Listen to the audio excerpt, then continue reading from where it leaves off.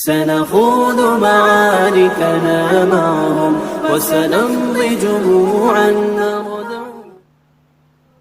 تو تربیت آپ صلی اللہ علیہ وسلم نے فرمائی ان بچوں کی.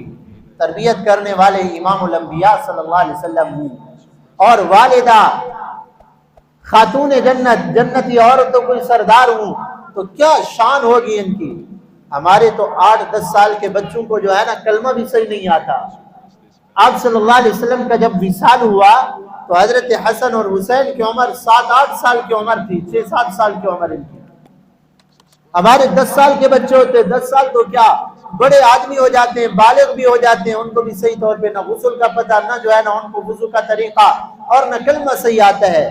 لیکن حضرات حسنین کریمین کو دیکھیں، اس عمر کے اندر 6-7 سال کی عمر میں آپ صلی اللہ علیہ وسلم کی احادیث یاد کر رہے ہیں. کسی نے پوچھا حضرت حسین سے، حضرت حسن سے پوچھا آپ کو کوئی حدیث یاد ہے؟ ہاں ہمیں بہت حدیثیں یاد ہیں جو آپ صلی اللہ علیہ وسلم نے ہمیں بتائی ہیں.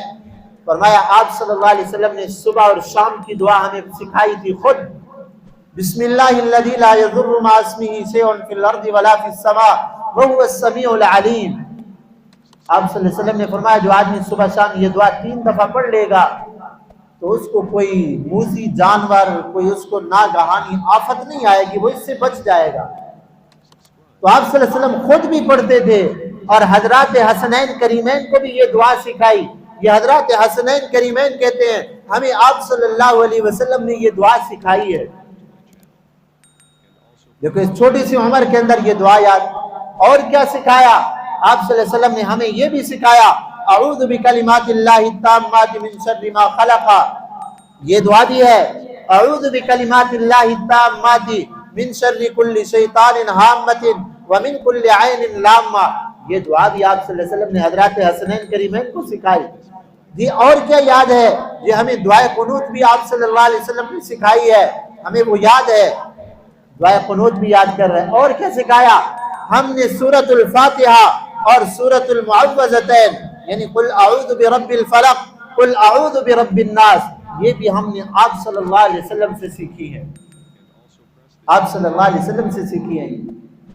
تو آپ صلی اللہ علیہ وسلم نے ان شہزادوں کی اس طرح تربیت فرمائی. اور ایک حدیث پاک میں آتا ہے آپ صلی اللہ علیہ وسلم ایک مرتبہ خطبہ دے رہے تھے اور حضرت حسن اور حسین چھوٹے بچے تھے، معصوم سے بچے،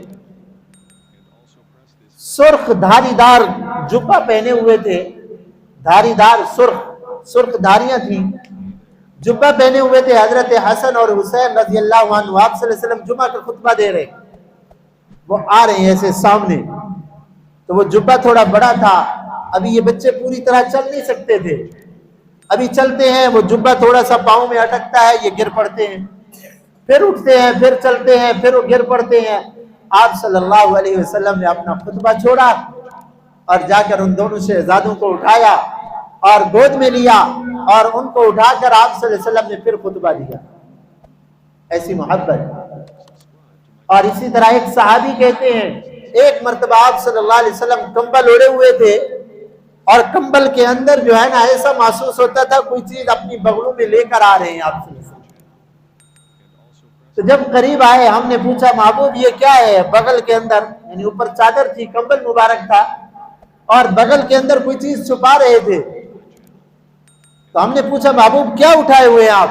تو آپ صلی اللہ علیہ وسلم نے وہ چادر مبارک ہٹائی تو ایک طرف حضرت حسن تھے، ایک طرف حضرت حسین رضی اللہ عنہ.